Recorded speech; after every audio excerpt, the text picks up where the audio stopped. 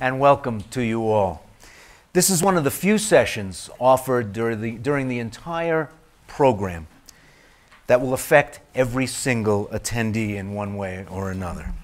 How can we die with dignity is, after all, a question that is a luxury in the long history of human beings.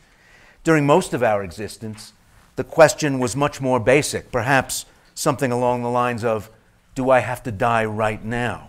It was not considered something that we had any control over, any say over, any ability to create the conditions in which we would die.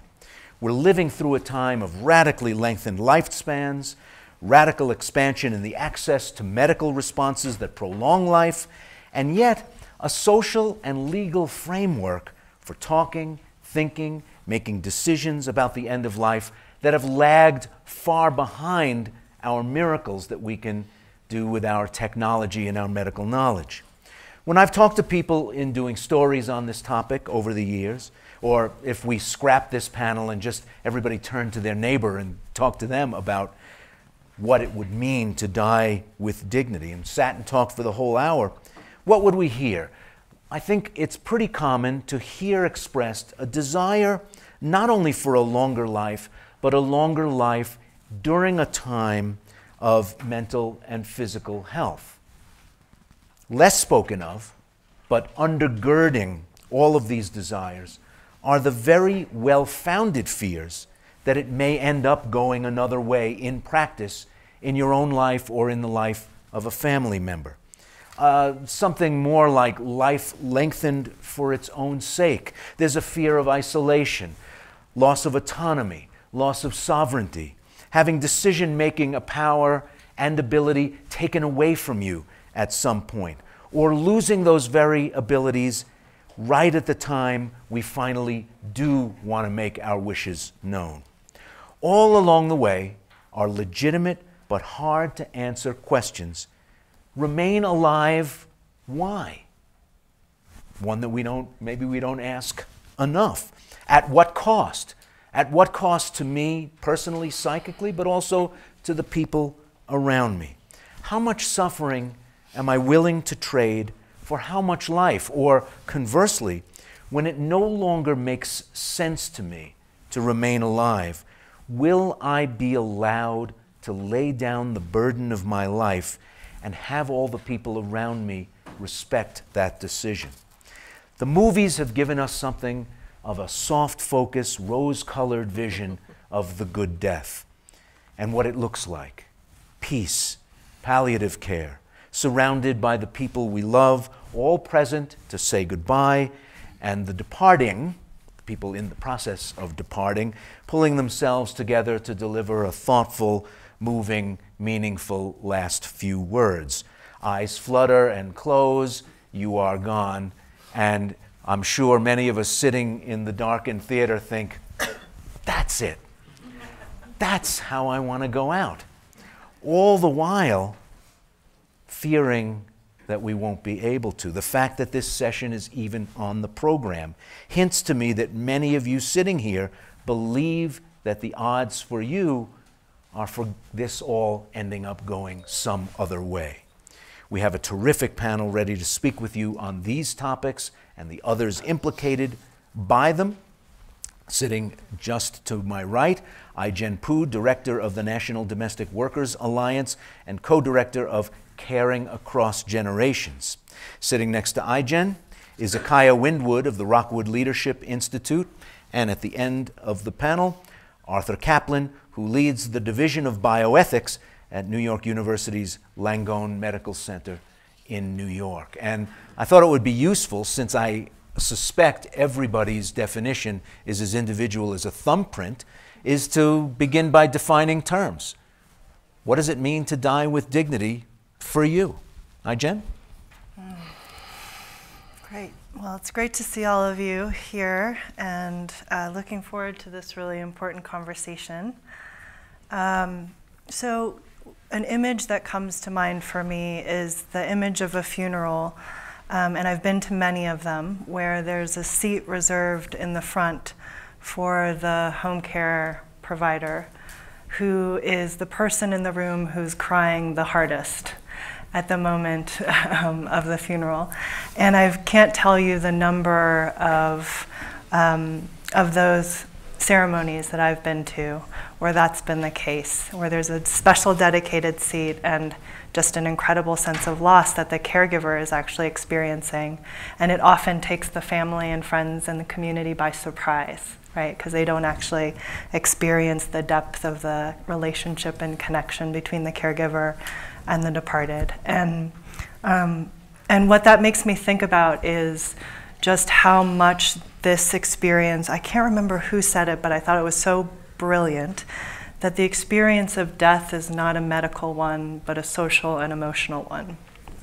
And that it's so much about relationship and all kinds of relationship, family relationships, caregiving relationships, community relationships. And to me, dying with dignity is about a process which actually honors and holds sacred all of those relationships. And I think, when we come into this world, we're not alone, right? And the fact that when we exit, we should not be alone either makes just a lot of sense to me. And not being alone means a lot of different things to a lot of people.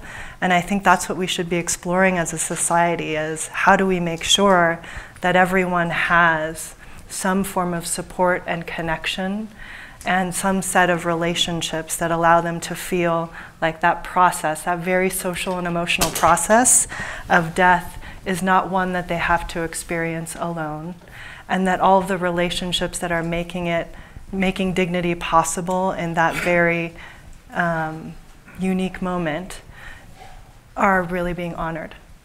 So that's where I'd start us off. Akaya? Well, I'm sitting here struggling with the notion that any death should be undignified at all. It seems to me that it's clear that that's one thing we will all do, is die. It's guaranteed. And so is there, from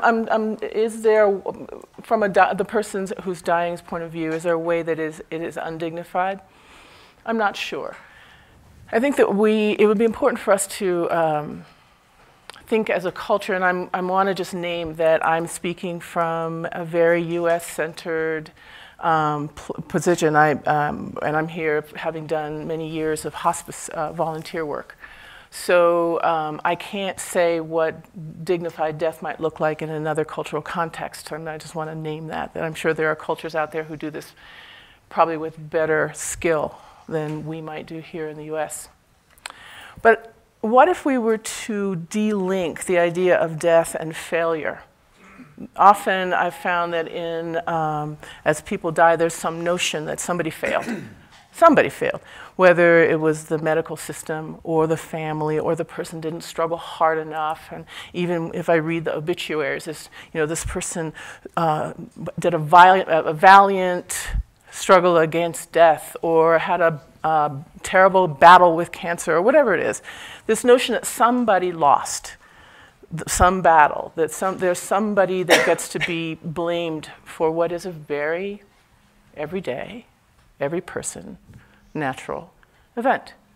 So I've been, sitting as a person who journeys with folks as they die. And I think about it as the doula of the other side of that process.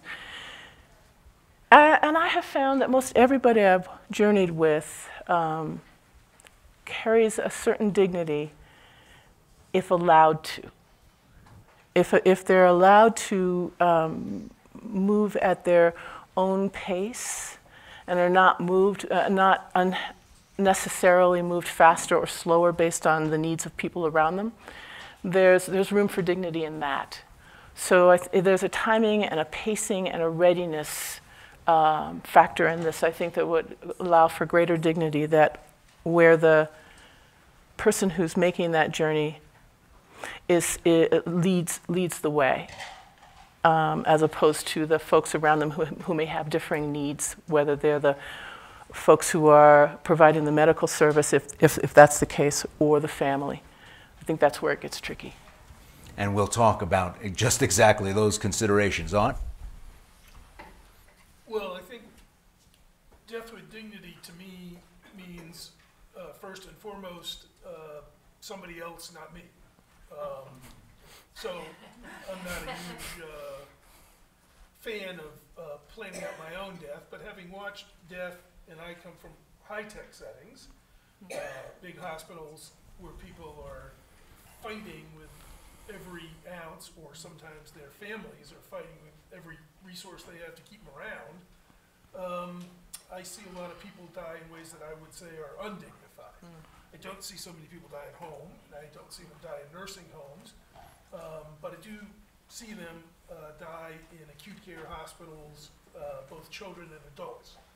I would say it does make me think that one moral value that you're looking for is authenticity. So you like to see people die the way they lived, consistent with their values. Their values are all over the place. Some people want to die only when the last heartbeat is gone, and they have religious or spiritual views about that. Some people want to die when the last prospect of conscious awareness is gone, even if life can go on, and they have strong views about that. Other people don't want to suffer. Other people think the worst that could happen is to become demented or slide into states that they would find undignified. Death isn't their worry, it's the in-between that bothers them. So authenticity, respecting different people's views about this is important, but I'll add one other factor in dignified dying, at least in these high-tech places.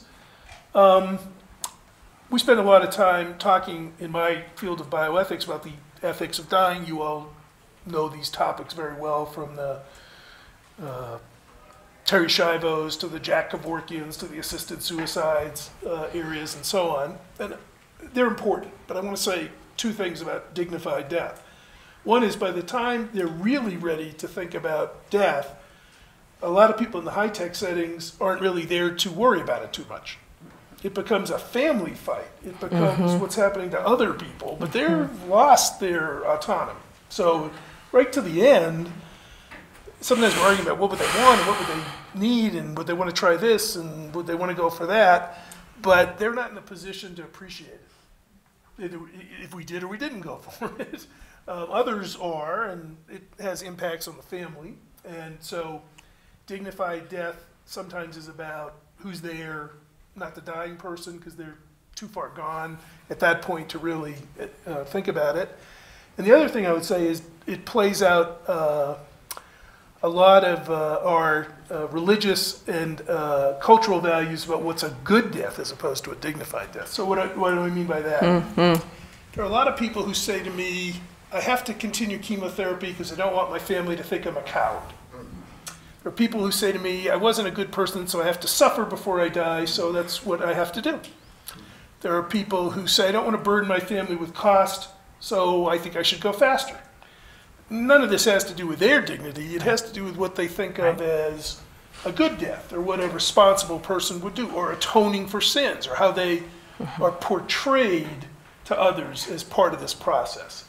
We don't spend a lot of time preparing that, and I think it leads to trouble sometimes, because there are people who, their image is that they're fighters, for example, and they're not going to go out with a fight, and they can get pretty beaten up in modern healthcare if you take that stance. And there are other ways to show you that you're a fighter, or you're tough, or you did what you needed to do while you were here to try and be responsive to your family and wanting to be with them and so on. And if you indulge me, Ray, one last quick comment.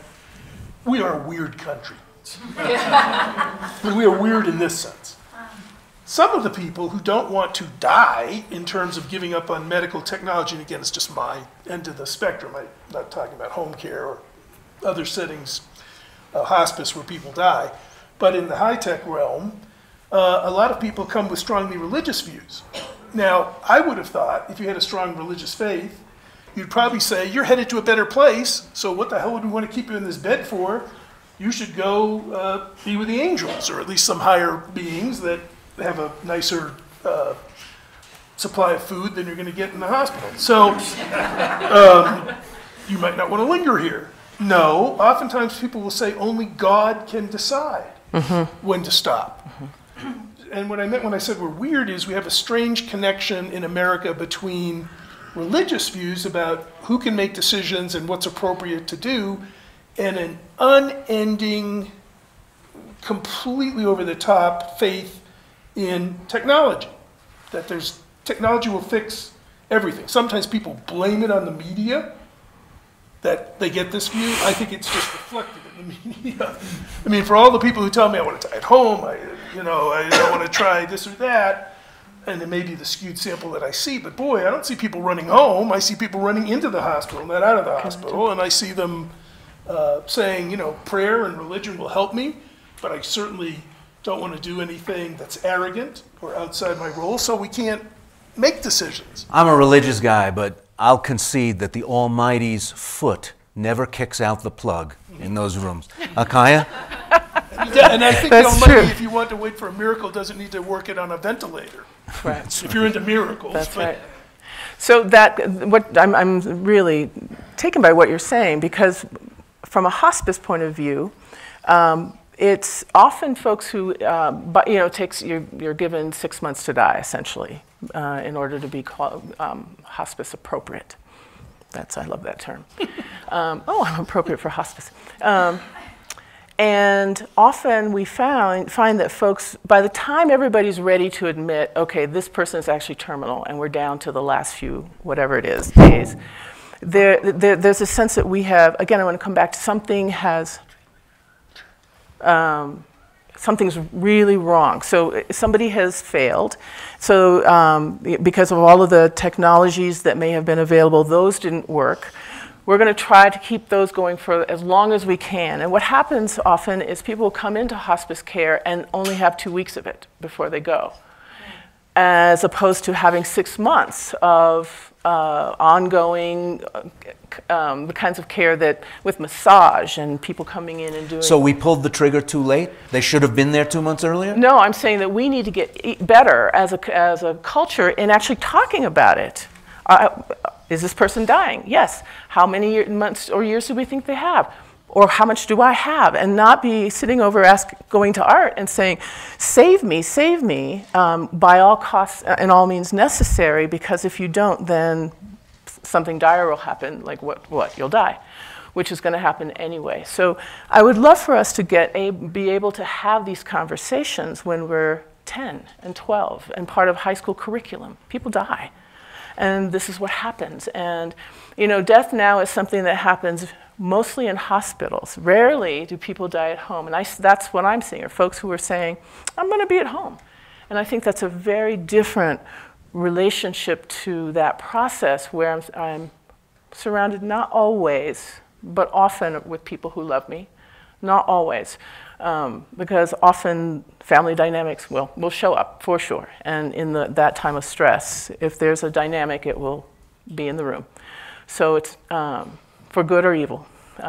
You teed it up for iGen, because Arthur's been talking about the last moments or days of life, Akaya about the last weeks when people finally make it into hospice. But if we thought about dying in a much longer time frame, right, it would be your members who spend a lot of their days with the people who are, in fact, dying later this year, early next year, that kind of thing. Yep. I actually feel like, just to build off this idea of a good death and this idea that we should be having the conversation and we should be having it at an early age, I think that a lot of this idea of what's expected of us in terms of dying is something that's internalized in isolation without the conversation. And so I do think that having an open conversation in the family across generations about this can actually open up. I mean, it's a very difficult conversation to have. And we don't have the... Is it difficult because of the nature of it, or is it difficult because we're so afraid of it? Because I don't know that it has to be a difficult conversation. It doesn't have to be. I just wonder if we have the tools. I mean, some of it is a practice, some of it is the tools. It's definitely possible, for But sure. let me give you an example, and I'll have you both bounce off this. There are many families in America where the caregivers that iGen works with are more likely to be with a person when they reach some sort of crisis where they'd have to know where the DNR order is, where the medical proxy is. But it's much less likely that an $8 an hour healthcare visitor is going to know those things, but the oldest son in California, 3,000 miles away, is going to know where they are and have them, maybe, or know who to call. Meaning we've never had the conversation about the fact that the lady who's there 5 days a week, marketing, bathing, preparing meals, knowing this person's good and bad days, is the person who is the front line warrior at this moment. So, one, just to jump in on the conversation, I sometimes jokingly say to people, I used to have this conversation at Thanksgiving. For a long time, I lived in Philadelphia before I moved up to New York just recently, and every Thanksgiving, the Detroit Lions were dying on television. They would come out and die, and it sort of triggered an occasion to say, gee, they're dying, what about dying? And what I'm getting at is, it's the timing and the setting, so I don't think the conversation is so hard. It's sort of like, well, when are we going to do this? I jokingly said we ought to do it when the family gathers, because they're the people, like it or not, next time you're at Thanksgiving, look around and think, you know, this is it, but there they are. You got to have that conversation with them, so it's a conversation you don't want to have just in elementary school. You want to have it with those people, because they're going to show up when you're very sick. We might link it to holidays. I always thought it would be a fun idea if we could pick a day where every church and synagogue and hospice would talk about dying and sort of introduce it into the culture somehow. Mexican Day of the Dead occurred to me as one possibility, but there's others, you know, you can come up with other ones. So it's that part of the problem with the conversation is, when's the right time to bring it up? One other, well, two other quick points. Wait a minute, can I jump real quick? Because I think that we're talking about it as if there is a conversation. This is, I think what we're talking about here is a series of conversations in which, because I know that how I felt in my 20s and what I wanted now as I'm approaching 60, it's a whole different conversation. Absolutely. So go ahead. Ongoing. That said, two other quick comments. I have talked to a fair number of clergy and asked them, when do you initiate some conversation about this? And they say, not all, but a significant number say to me, I'm not comfortable with that.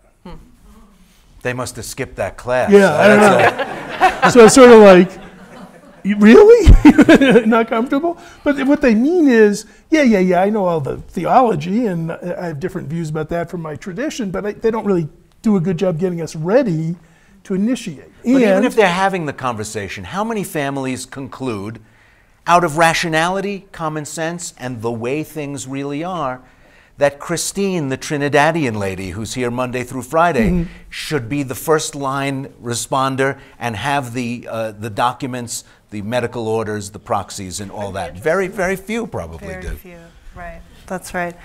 And actually, you know, there's a lot of expertise within this workforce about how to be with people who are dying, and a lot of experience with grief counseling for the families, because it happens.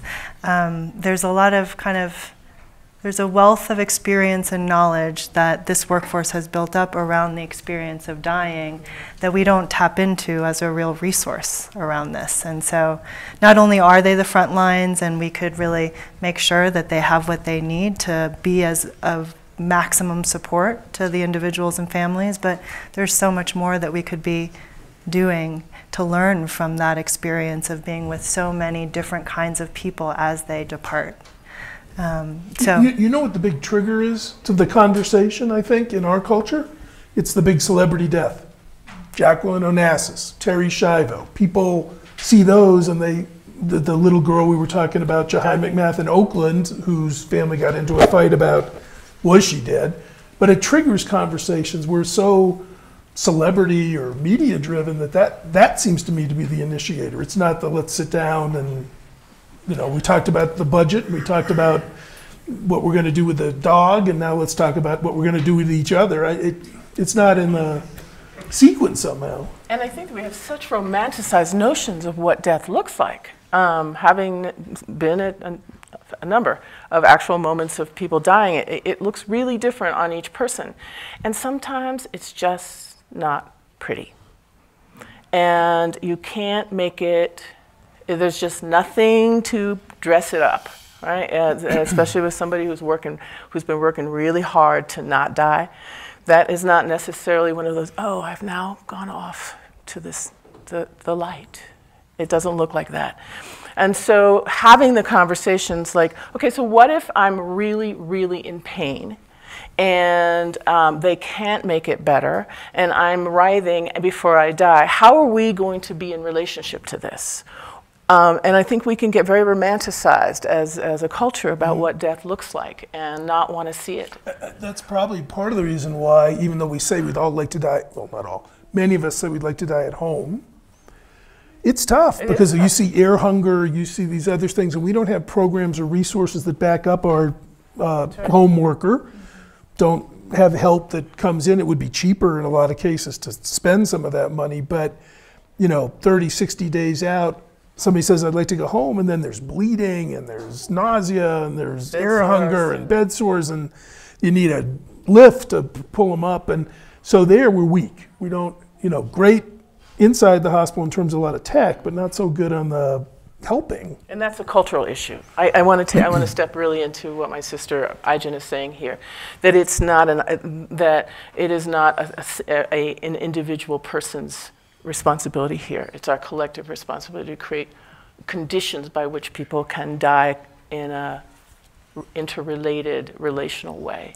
But look at the things we've been talking about. Increased family dispersal. An increasingly unclear border between being alive and being dead. That's true. Many more weapons at our disposal to keep it up at the left. Keep on fighting, keep on trying new things. What if we did this? What if we did that? All these things militate against us saying, it's over. Let's start talking about how this could be over. What stopping fighting could look like, should look like. And I'm wondering whether we're ready yet. It seems to me we're not, but I'd love to be disagreed with. So, whether we're ready to start talking about those things in a grown-up way, since we're mostly talking about this happening to grown-ups. Okay, I have this favorite. So the boomer generation, of which I am a part, you'll notice we were the very first generation to ever have babies, remember? And then we were the first generation to go through menopause, right? Because nobody ever did it before. And so we were like, oh my God, I'm going through menopause. And we all talked about it. It was already. So I'm assuming, but in many ways, we did rethink how does childbirth happen. We rethought how menopause happened very loudly, I remember at the time. And then I think that we're also in a position to, we're thinking we're the first to die too. We are in a position to rethink how death happens.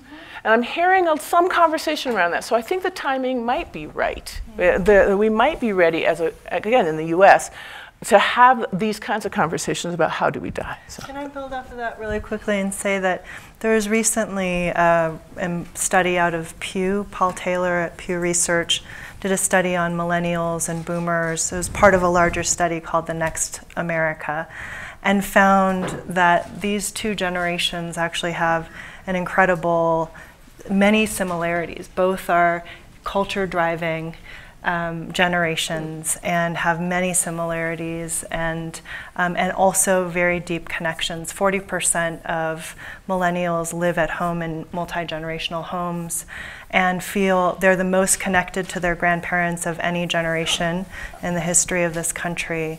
And I think that not only can boomers reshape this conversation, but boomers and millennials together in terms of how we as a multi-generational America actually start to have a healthier relationship to some of these very difficult questions.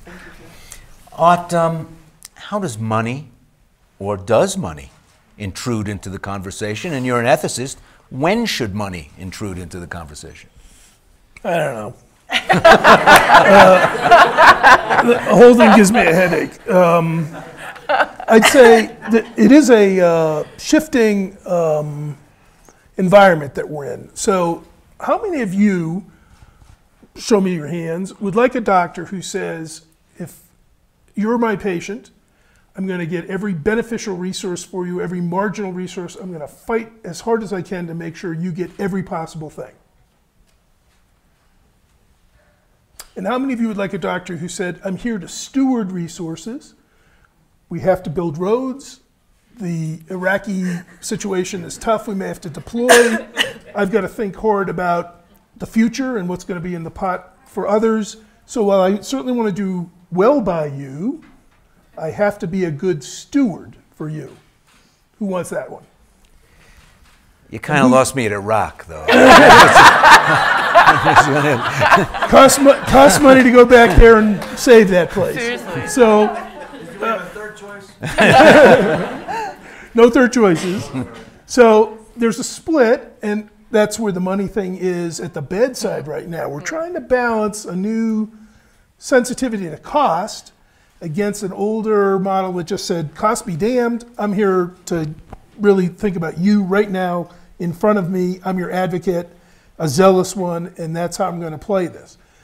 The difference, I think, is stewardship can lead to what I'll call, in the language of the American College of Physicians, parsimonious medicine. Or death panels, even worse. Well, parsimonious, look it up. Stingy. Oh, yeah. True. True. Not generous. Ebenezer Scrooge, obviously, sometimes brought forward as the example of the good parsimonious doctor. So nobody wants that one. The steward, don't waste tests, don't do things that are, when there's a cheaper alternative, do it. And we certainly have plenty of waste. Don't be defensive in your medical practice, which is its own other unsolved problem that still rattles around. But we're going to have to, I think, accept the idea that some form of good stewardship is coming to replace the old model of unbridled advocacy. Now, I'm not saying the unbridled advocate was the best one for you either. That's a separate talk. But money is coming in that way. It's coming in one other way. I think we still have this notion that, it's tough out there. You wait till the boomers really put demand on the existing health system, 10 more years, 15, you're going to be talking rationing openly. There is just no way. You look at the demographics, even if we set out to capture waste, even if the Affordable Care Act had evidence-based medicine standards, blah, blah, blah, blah, blah, blah, you're just going to have a lot more older people out there pressing up with needs into the health system. Sure. And the question there is, are we going to charge people more to get the marginal? You got $300,000 drugs that give you 3 months. We're getting more and more of them. They can give you something. It may not be you may stay alive 2 months and see your daughter graduate, but it may be you stay in bed and you're pretty sick. 200 grand, that's going to be part of the general basic coverage of the Affordable Care Act, let's say, or any VA program, as long as thinking about government programs. Or are we going to say, there's a copay. You want to buy that last 2 months, you're going to pay out of pocket for it, and that's how it goes. And I'll tell you what I think. I think that's where we're going to go.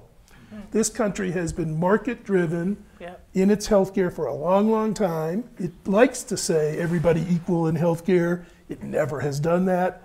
And if you ask me, Ray, honestly, I think we're going to see more division between rich and poor, with the rich getting more of the marginal. Look at the gathering trend lines. I mean, that has to come in some form if we look at lengthening lifespans and assume that a large number of people who in another generation in our country's history would have been dead will instead be alive and demented and costing us an estimated $2 trillion. So it sounds harsh, but it's also the reality, isn't it? I'm sorry to jump on this again. I'll shut up after this, but, well, not permanently, but momentarily. If you could scan your brain and see Alzheimer's coming, if you can do genomic tests that say Parkinson is in your future, things that we're starting to be able to do with some reliability, but say we got really good at it, that's where the assisted suicide debate's going to go. It's not going to be about the terminally ill. It's going to be about people who see a grim, debilitating future in their future, and they don't want it. They want out. And I think that So I'm sitting there, yeah, I think that's smart. And I think that we need to have those conversations. I think it will. Well, do you want to have them now, Akaya? When you get home to Oakland, would you be talking to the people you talk to in this coming week about some of these very questions, just so your wishes are known? Yeah, absolutely. I have them all the time. I mean, well, partly it's because of having been in the hospice work for a while. I talk about it all the time. It's part of some of my best stories come from the work, right? So talking about death is, I mean, I'm trying to imagine going to Thanksgiving and saying, "So everybody, let's now that we're sitting around the table." But what if? Do you know, that might be very interesting. Well, we have one non-boomer on the panel. I mean, you must be tired of this already. I can only imagine what it's like not being one. But you must be tired of hearing about us already. But the people you work with and among are going to be standing there with the teacup when that tidal wave crashes. That's right. And we're not talking about this. It's true. It's funny, you know, this is the first time I've ever been asked to talk about dying. And I'm used to talking about what it means to live longer with dignity as opposed to the conversation about dying with dignity. And we talk a lot within our workforce about how important and undervalued a role it is to support people to live with dignity in their homes. And the fact that, you know, the 2 million women who support that for families are essentially earning poverty wages and unsustainable and can't take care of their own families off of their wages. But we rarely talk about it in terms of dying, and it is part of this cultural piece, and is something that really caregivers are processing in isolation, just the way many family members are. So, and that shouldn't be. And that shouldn't be. But it's unclear who you're supposed to go to for advice, tips, support, input. You know, so what if we had a dummy's guide for dying? You know, I mean, I know that's kind of silly, but What, are you kidding? I'm going to write the proposal for that this week. Seriously, do you know? I mean, when I thought about getting a dachshund, do you know how many resources on dachshunds there are? Seriously, I mean, it was I could choose among many, many books. I didn't get a dachshund, but what if it were that were available for folks who were dying or whose family members were dying? You just go to the library or the bookstore and just be able to see a number of things outside of Kubler-Ross or something that's very esoteric for, you know, service providers or whatever. So that was like, oh yeah, so everybody dies, and what if? So that the folks you're talking with, that you're leading and serving and helping, could have a bunch of resources available to them about how to manage this very normal time. There are 2 microphones. One is on a stand in the aisle, and one is roving, attached to a human being. There we go. And tell us who you are. Hi, I'm Keith Bronstein.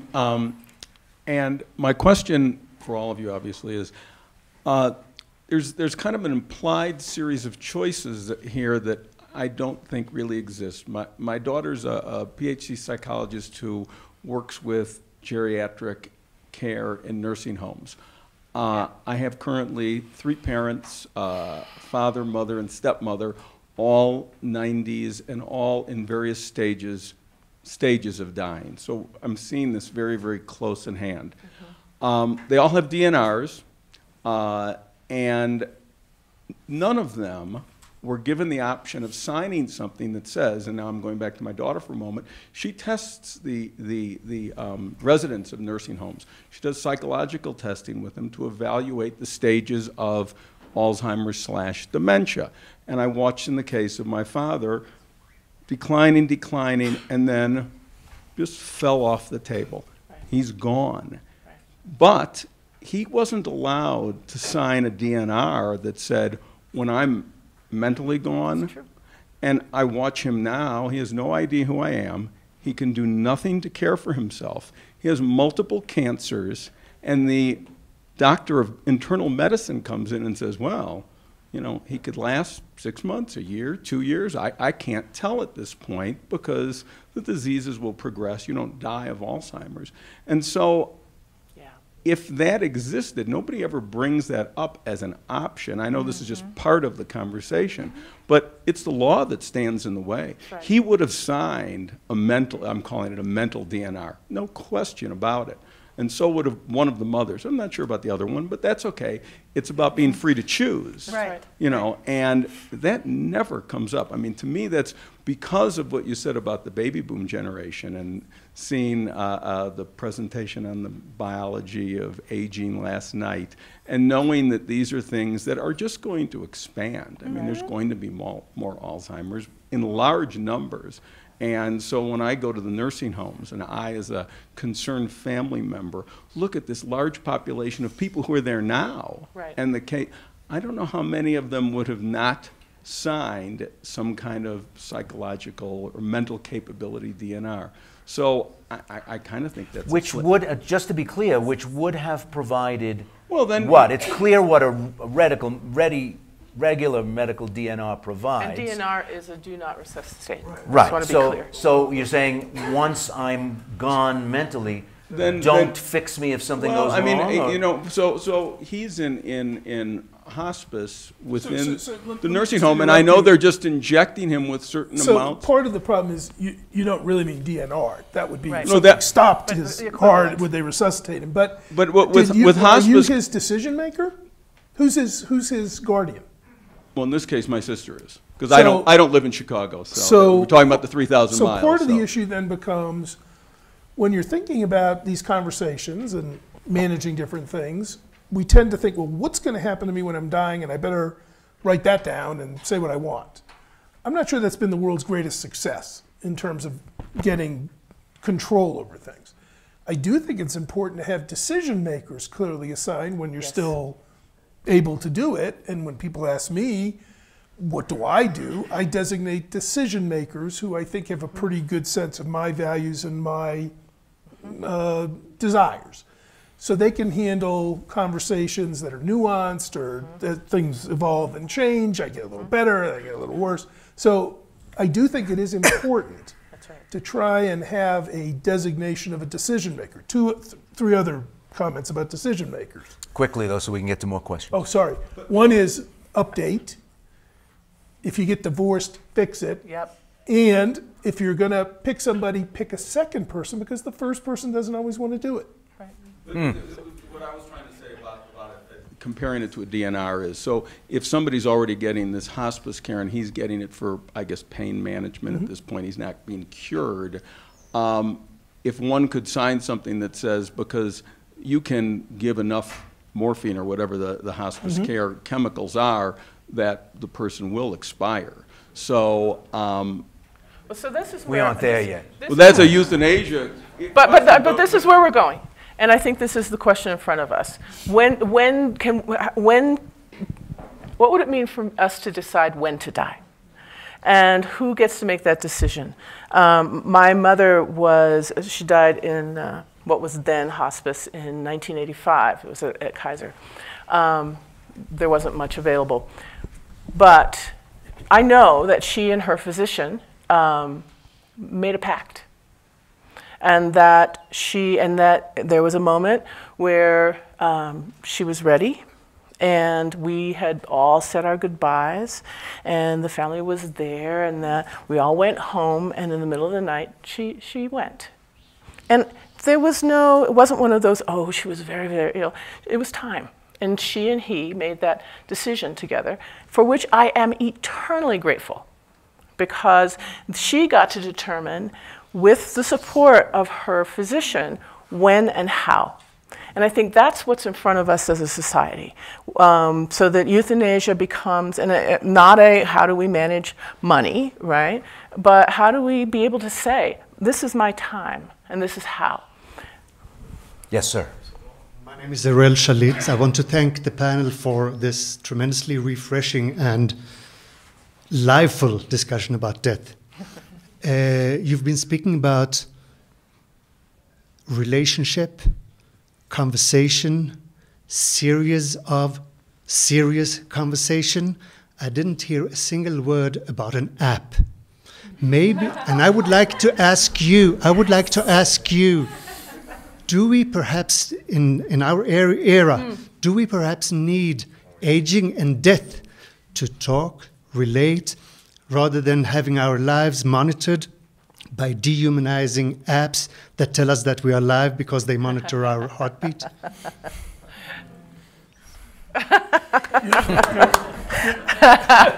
There was an app a couple years ago. I know there's some docs in the audience who know this app. Was used in Britain when you hit certain measures, physiological measures. A tombstone popped up on your, and that seemed to be unnerving to people. So they concentrates the mind. Right. Yes. Benzie Kluger, I'm a neurologist at the university and actually run a palliative care program for people with Alzheimer's and Parkinson's. So two questions. One is the role of doctors never really came up in any of the conversations. And when we're actually doing a qualitative study, and patients actually don't look at the medical system as where they would get this information. And so, I'd be kind of curious what your opinion is of what should be or what could be, the role of doctors in the healthcare system. It's a serious omission, so I'm glad you caught it. Yeah, and maybe the people who would initiate it, but what that role would look like. I think it was implied, but you want to speak to it? So, I don't know, I'm going to beat on my own field here for a second, bioethics. So one of the big triumphs that bioethics likes to claim is that it helped defeat medical paternalism. In the olden days, and we refer to them in bioethics as the bad old days, the doctors made a lot of the decisions we're talking about. And they didn't necessarily even get into your diagnosis, much less have this discussion with you about what's stopping and what's going to continue and so forth. There were abuses of this power and authority, but I think the pendulum has swung too far. One of the things I yell about a lot to residents is you can give an opinion.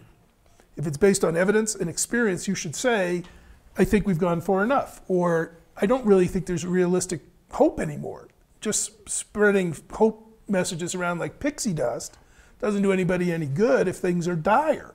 Or similarly, you have to be able to come and say, in my experience, given where we are now, boy, if that was my mom, I'd start thinking palliation. Hopefully they started thinking before that, but you know what I mean.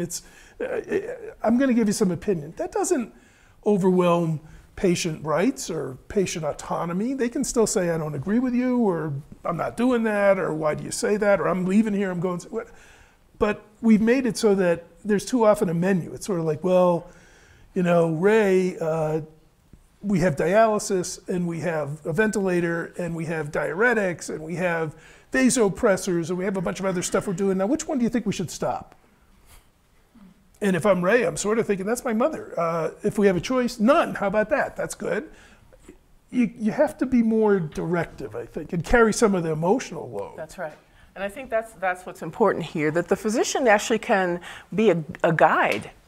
And assuming that she or he shows up as an interested party, which means they have some personal skin in the game, right? So I'm helping you think through what are maybe some very dire options, but I care about this and I care about you, and often I found that the physician can give permission for the family to make the hardest decisions, or even for the person to make the hard decision, like, okay, I'm ready to go, if her or his physician says, yeah, I think it might be time. So the role of the physician is a big one.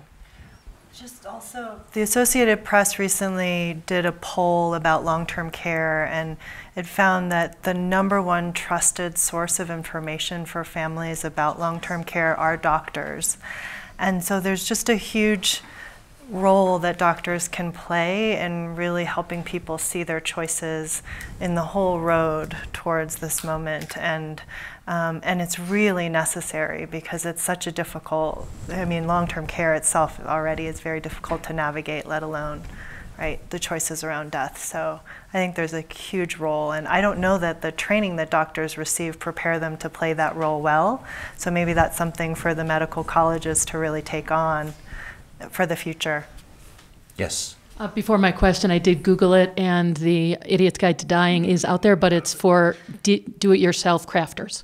So there is still a market. It's dying. Watch your spelling, I guess. Right, exactly. But the advice. I think I'll go in red. Yeah. But Wow. from home healthcare workers, we had 3 that were with my father-in-law for almost 10 years. And they, on a rotating basis, 24-hour care with my mother-in-law, and they were at his open cremation, because he was from India, and that's how they, along with the family.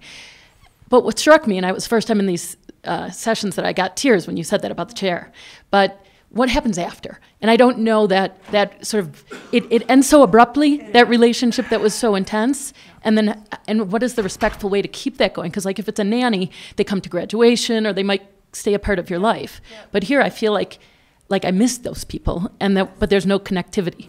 Yes. So. You know, usually the caregiver really wants that connectivity because they're incredibly emotionally attached. And I've had people actually tell me that they wanted to leave the field and go into nannying or housekeeping because the emotional loss every single time of losing somebody is too much for people.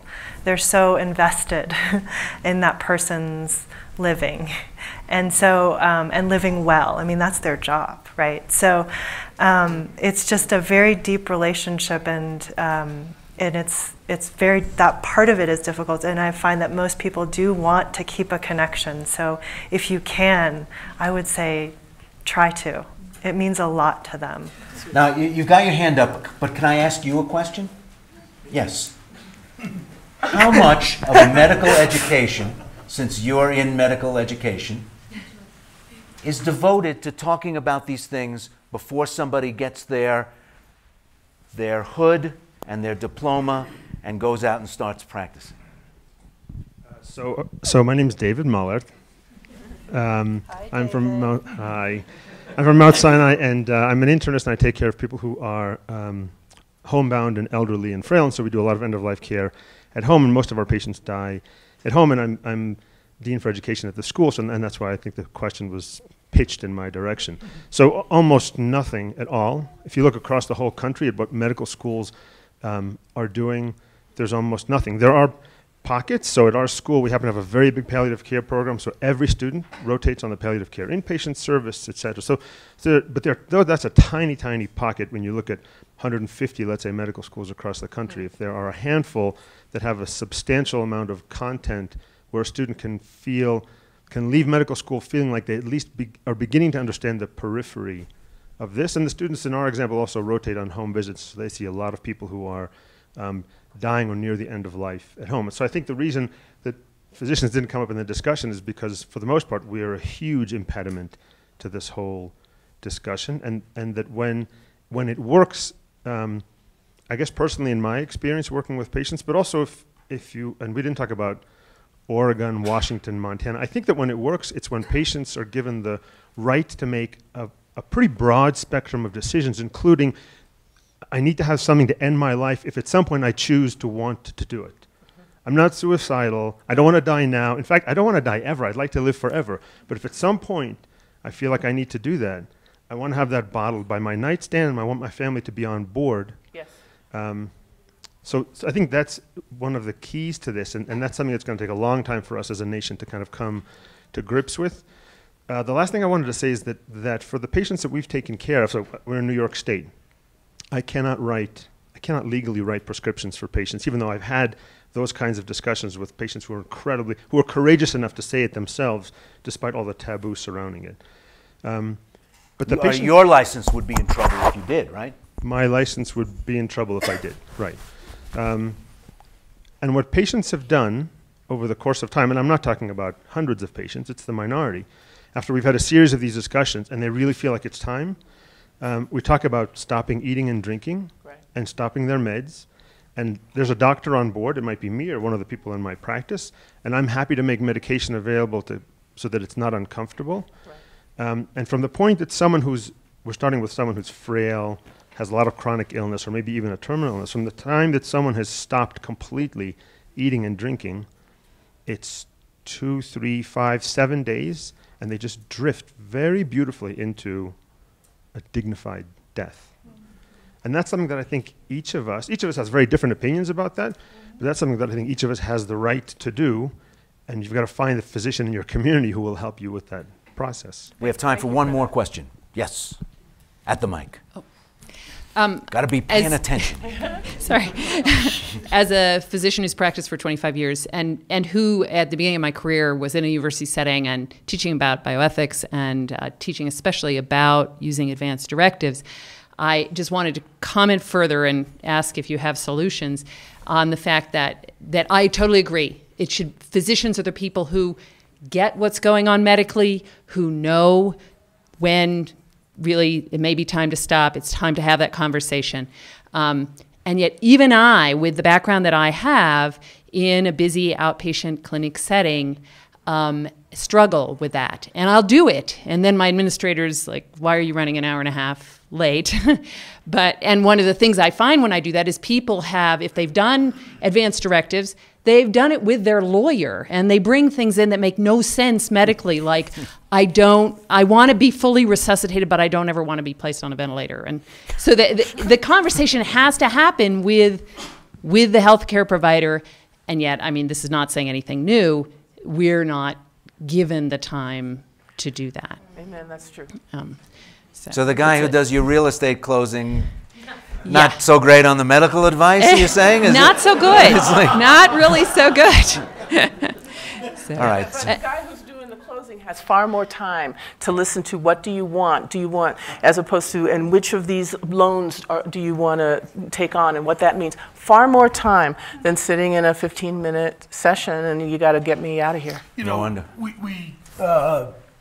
I said before I thought it was very important to have this conversation in front of your family. It's clearly important to have it with your doctor, although I will say, at least in my experience at Penn and NYU, a lot of community docs don't appear very much in intensive care settings. The handoff isn't particularly good. So even if you've had that conversation, doesn't mean it's going to transfer. I do think that there are also problems of continuity within the healthcare setting. You can have nice conversations with the day shift and things go to hell on the weekend. You should never go to the hospital alone. That's a very bad thing to do. So there's a problem that is there that's systematic. It's continuity, it's time, handoff, trade-off. I'm not sure that the answer is going to be any single one fix, but we certainly have a system that is not integrated very well. Right. Arthur Caplan, Akaya Windwood, Ai-jen Poo. Audience, thank you very much.